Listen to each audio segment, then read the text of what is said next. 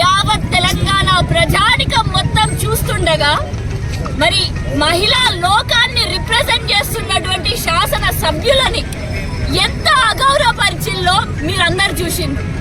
మరొక ముఖ్యమంత్రి హోదాలో మరి తెలంగాణ ముఖ్యమంత్రి గారు, అదే విధంగా ఉప ముఖ్యమంత్రి గారు, ఇంకా కాంగ్రెస్ పార్టీ ఇతర ఎమ్మెల్యే నాయకులు వాళ్ళందరూ మహిళా ఎమ్మెల్యేలను ఆ విధంగా అగౌరవపరచడం అంటే మా మహిళలందరికీ కూడా, మమ్మల్ని అందరినీ కూడా అగౌరవపరిచినట్టే.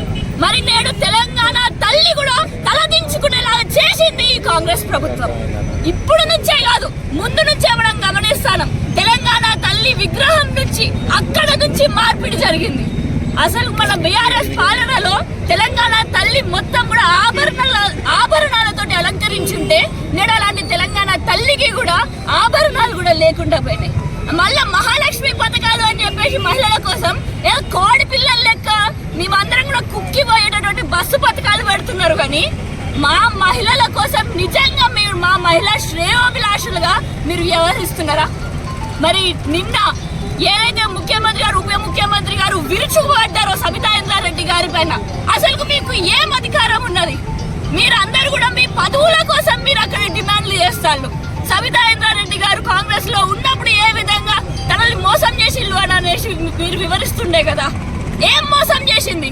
మీకు ఎంపీలు కావడానికి, మీకు ఏదో పార్టీలో పదవులు కావడానికి మీరు రాజకీయం చేసేది. రాజకీయం ఎందుకు చేయాలి? నేడు సబితా ఇంద్రారెడ్డి గారు దేనికోసం చేస్తారు? మహిళా ఎమ్మెల్యేలు దేనికోసం చేస్తారు? రాజకీయం అనేది ప్రజల శ్రేయస్సు కోసం చేస్తారు. మీ పదవుల కోసం చేసేటటువంటిది రాజకీయం కాదు. ఎమ్మెల్యేలు అయిన తర్వాత, మంత్రులు అయిన తర్వాత, ముఖ్యమంత్రి తర్వాత మనం ఏమి చేస్తామనేది రాజకీయం. మరి నిన్న మీరు నిండు అసెంబ్లీలో మరి మీరు మా మహిళల పట్ల మమ్మల్ని కించపరిచే విధంగా మీరు మాట్లాడినందుకు ముక్కు నేలకి రాసి మీరు అన్న మాటలు వాపస్ తీసుకుంటూ యావత్ తెలంగాణ ఆడబిడ్డలకి క్షమాపణ చెప్పాలి అని చెప్పేసి నేడు ఉదయం మరి పెద్దపల్లి నియోజకవర్గంలో బీఆర్ఎస్ నాయకులు పెద్ద ఎత్తున ఆందోళన తెలియజేసి దిష్టిబొమ్మ దహనం చేయడం జరిగింది.